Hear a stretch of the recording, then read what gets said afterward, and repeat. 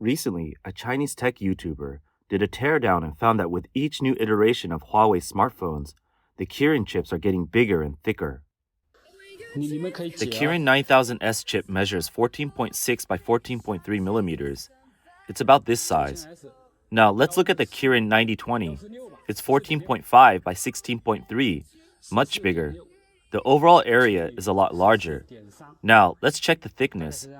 The Kirin 9000S is 0.42 millimeters thick, while the 9020 is 0.59 millimeters. This is real thickness. So I won't go into the upgrades, but it's impressive. This video has gone viral with claims that Huawei has unlocked a new patent. But aren't chips supposed to be smaller and thinner? From a technical standpoint, smaller chips typically perform better. The primary elements of a chip are minute transistors, essential for computation and storage.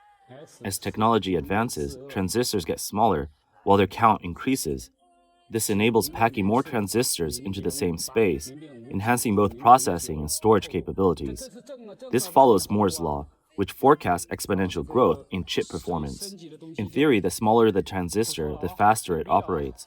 The shorter the distance electrons travel inside a chip means less time needed, leading to faster processing speeds. Smaller transistors also help reduce power consumption.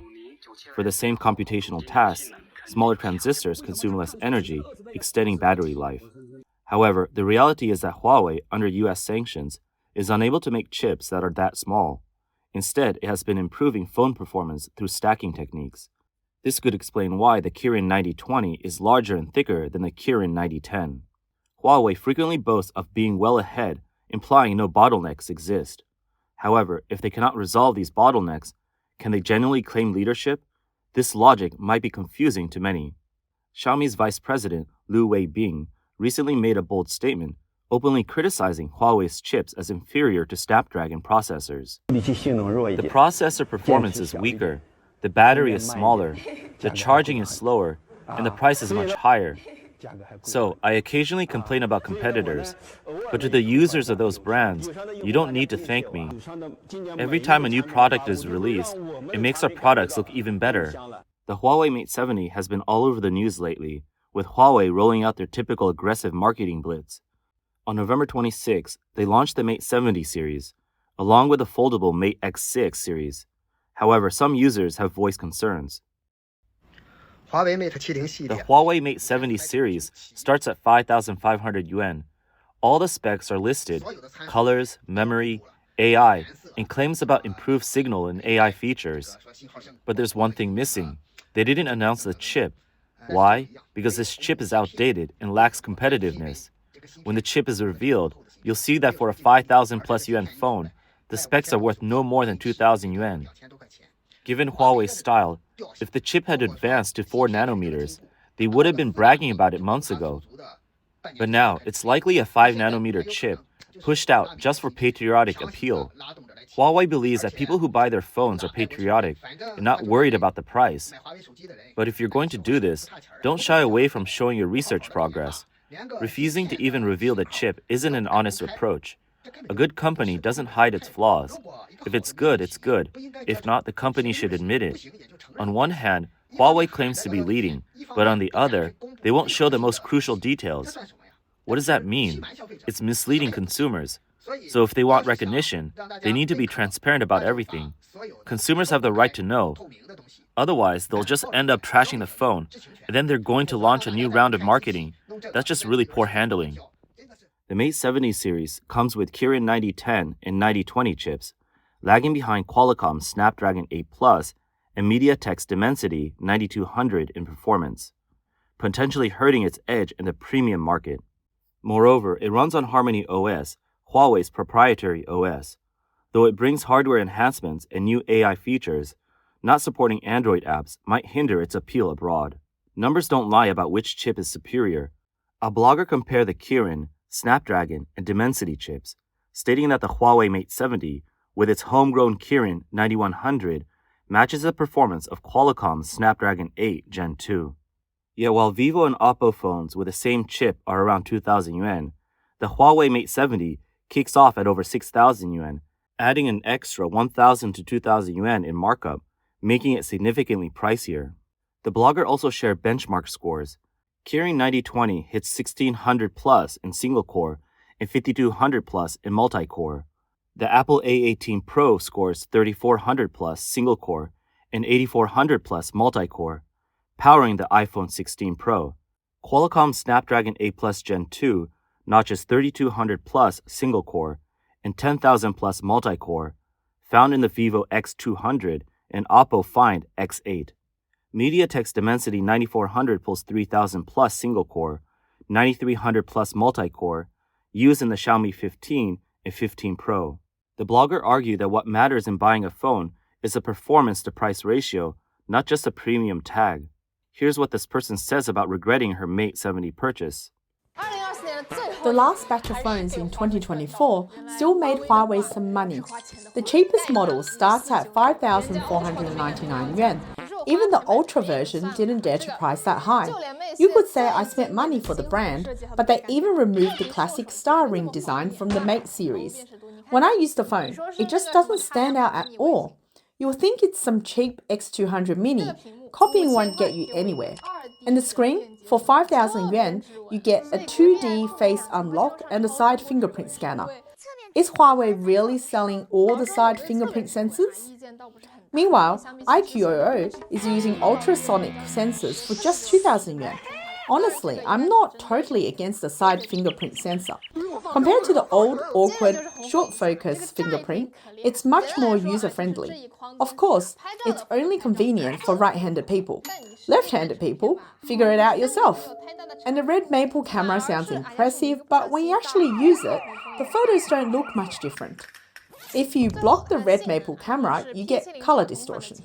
As for performance, it uses the Kirin 9010, about the same as the Snapdragon 8 Gen 1. I thought Huawei would be good for regular use, not gaming, but even watching short videos gets laggy. When you know you can get a better experience for the same money, can anyone still justify paying for this luxury logo?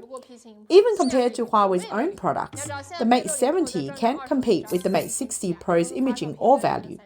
Now, the Mate 60 Pro is selling for just 3,700 yuan second-hand, 3,000 yuan less than its original price. So, let me ask you, if you take away the logo, how much do you think this phone's really worth? This is Liang Ge, a mobile phone dealer from Shenyang, who got his social media account shut down after he spoke out about the Mate 70's dismal sales. Huawei's lawyers then demanded he remove the videos and cease selling Huawei phones. People online always say that domestic brands aren't good at solving problems, but they're really good at going after the people who point them out. It's honestly kind of scary. The thing is, Liang Ge didn't even say anything harsh. He just pointed out that the Huawei Mate 70 series isn't selling well this year. Compared to last year's Mate 60 launch, the sales and hype have really dropped. That's an undeniable fact. Now, a lot of phone stores have a lot of stock, and they're selling it for hundreds less than the official price. You've probably heard of Yuan Qikong, right? He's a famous car reviewer. Not long ago, he criticized a Huawei car, saying it was unstable going up a slope, and Huawei ended up suing him. The outcome is still up in the air. Now Liang Ge is really scared, but aside from the fear, he has two big questions. First, how much does Huawei spend on PR every year? A small-time influencer like Liang Ge with very few followers and little impact. Just a small video from a phone store owner, and Huawei, such a big company, actually came after him, complained, and even set up meetings with him. It really shows that Huawei's PR budget must be massive. Second, is there still any truth online? With such strict controls over speech and information, that's really worrying. In fact, the Mate 70 hasn't exactly flown off the shelves, earning it the dubious title of the phone with the quickest price slash in history. Just 5 days after hitting the market, its price fell by several hundred yuan, making it a poor value proposition. Even the scalpers are crying over its lack of demand.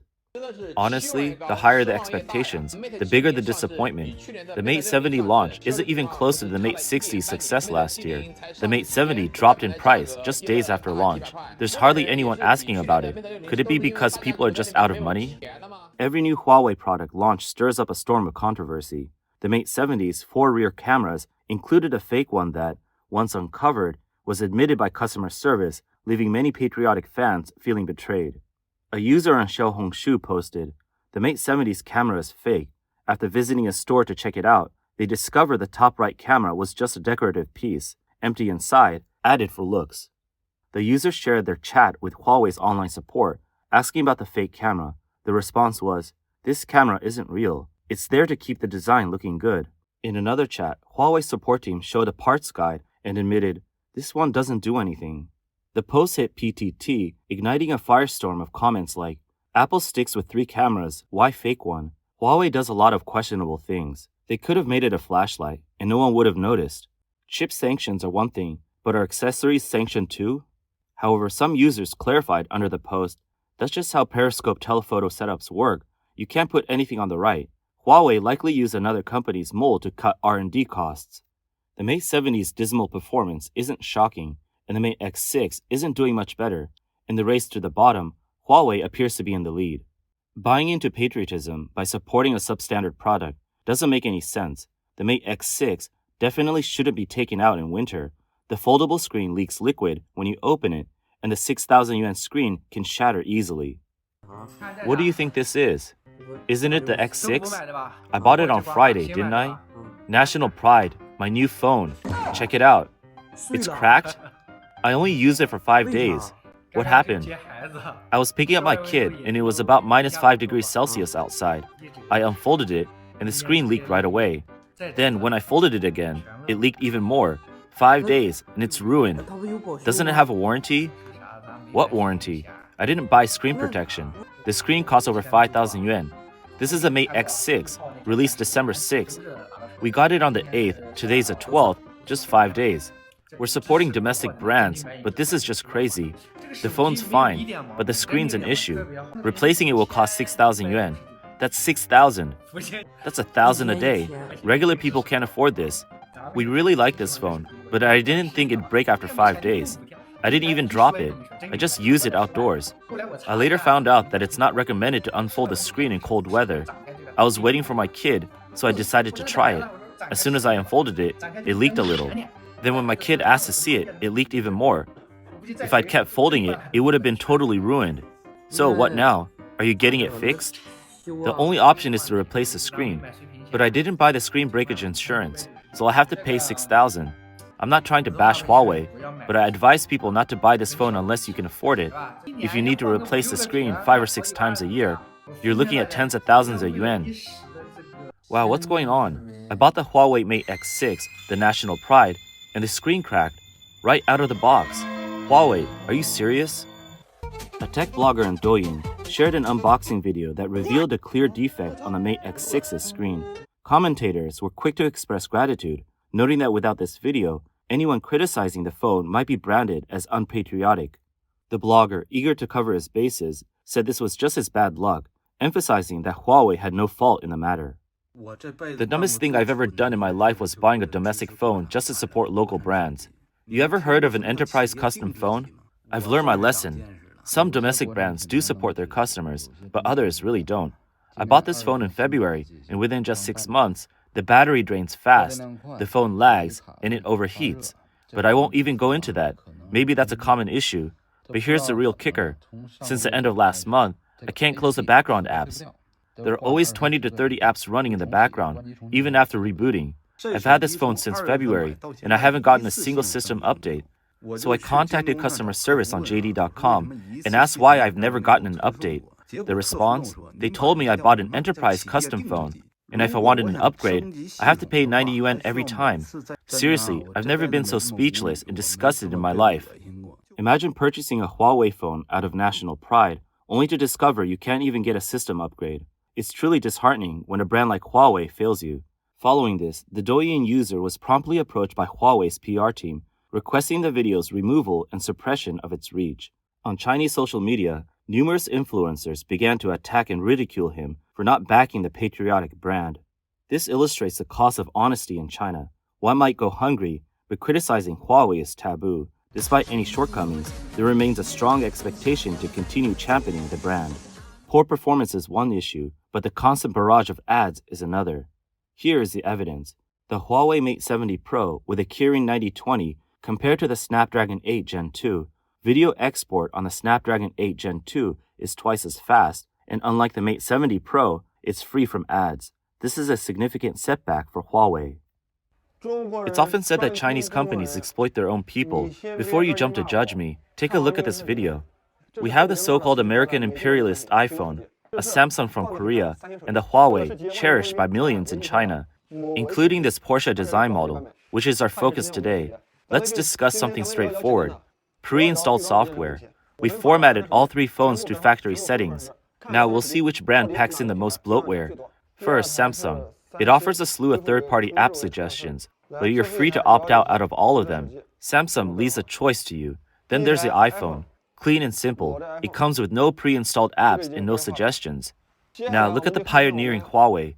Swipe right, and you're hit with today's headlines, Douyin, Weibo, and more. Open it further, you'll find 21 apps, not to mention suggested novels. These are clearly pre-installed by Huawei, likely for payment. So to wrap this up, from this small test, we can discern which company truly cares about user experience. Expect some blind defenders in the comments, but don't be fooled. Many of these are probably paid internet trolls by a specific brand. Don't believe me? Scroll through my comment section to see for yourself.